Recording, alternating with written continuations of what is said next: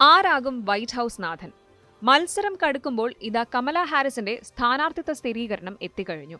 രാജ്യത്തിന്റെയും പാർട്ടിയുടെയും നല്ലതിനായി മത്സരത്തിൽ നിന്ന് പിന്മാറുന്നുവെന്ന് എക്സിൽ ജോ ബൈഡൻ കുറിച്ചപ്പോൾ പലരും സ്തംഭിച്ചുപോയി. ചിലർക്കെങ്കിലും ആ പ്രസ്താവന ആശ്വാസമായിരുന്നു. 81-കാരനായ ബൈഡൻ പ്രായത്തിന്റെ പേരിലും ആദ്യ സംവാദത്തിലെ തന്റെ മോശം പ്രകടനത്തിന്റെ പേരിലുമൊക്കെ സ്വന്തം പാർട്ടിക്കുള്ളിൽ നിന്നും പുറത്തുനിന്നുമൊക്കെ വിമർശനങ്ങൾ നേരിട്ടിരുന്നു. ഈ സാഹചര്യത്തിൽ തനിക്ക് പകരം വൈസ് പ്രസിഡന്റ് കമലാ ഹാരിസിന്റെ പേര് നിർദ്ദേശിച്ചിട്ടാണ് ബൈഡൻ പിന്മാറിയത്. കമലാ ഹാരിസിന്റെ സ്ഥാനാർത്ഥിത്വത്തിന് പാർട്ടിക്കുള്ളിലും പൊതുവെ എതിർപ്പുകൾ കുറവായിരുന്നു.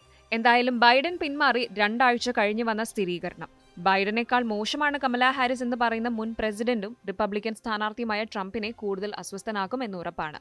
ഡെമോക്രാറ്റിക് നാഷണൽ കമ്മിറ്റി ചെയർമാനായ ജെയിം ഹാരിസൺ ആണ് വെള്ളിയാഴ്ച സ്ഥാനാർത്ഥിത്വ സ്ഥിരീകരണം പുറത്തുവിട്ടത്. പ്രസിഡന്റ് സ്ഥാനത്തേക്കുള്ള നോമിനിയാകാൻ കമലാ ഹാരിസ് ആവശ്യമായ ഡെലിഗേറ്റ് വോട്ടുകൾ നേടിയെന്നും അദ്ദേഹം അറിയിച്ചു. അടുത്തയാഴ്ച സ്ഥാനാർത്ഥിത്വം ഔദ്യോഗികമായി പ്രഖ്യാപിക്കുമെന്ന് കമലാ ഹാരിസ് എക്സിൽ പങ്കുവച്ച കുറിപ്പിൽ പറയുന്നു. കൂടാതെ ചൊവ്വാഴ്ചയോടെ വൈസ് പ്രസിഡന്റ് സ്ഥാനാർത്ഥിയെ പ്രഖ്യാപിക്കാൻ ഒരുങ്ങുകയാണ് കമലാ ഹാരിസ്. ഒപ്പം അടുത്ത ആഴ്ച ആദ്യം തന്നെ തന്റെ പ്രചാരണം ആരംഭിക്കാനാണ് കമല സ്കെഡ്യൂൾ ചെയ്തിരിക്കുന്നത്. അമേരിക്കൻ പ്രസിഡന്റ് സ്ഥാനാർത്ഥിയായ ആദ്യ ആഫ്രിക്കൻ അമേരിക്കൻ വനിതയായും ദക്ഷിണേന്ത്യൻ വനിതയായും ഹാരിസ് ചരിത്രം സൃഷ്ടിച്ചു. ചരിത്രങ്ങൾ തിരുത്തിയിട്ടുണ്ടെങ്കിലും കമലയ്ക്ക് മുന്നിലുള്ള വെല്ലുവിളികൾ നിരവധിയാണ്. ട്രംപിനെ തോൽപ്പിച്ച ഒരേയൊരു വ്യക്തി താനാണെന്നതാണ് ബൈഡന്റെ ആകർഷകമായ വാക്യം. ആ യോഗ്യതയ്ക്ക് ബദലാകാൻ കമലാ ഹാരിസിന് കഴിയുമോ എന്ന് കാത്തിരുന്നു തന്നെ കാണാം.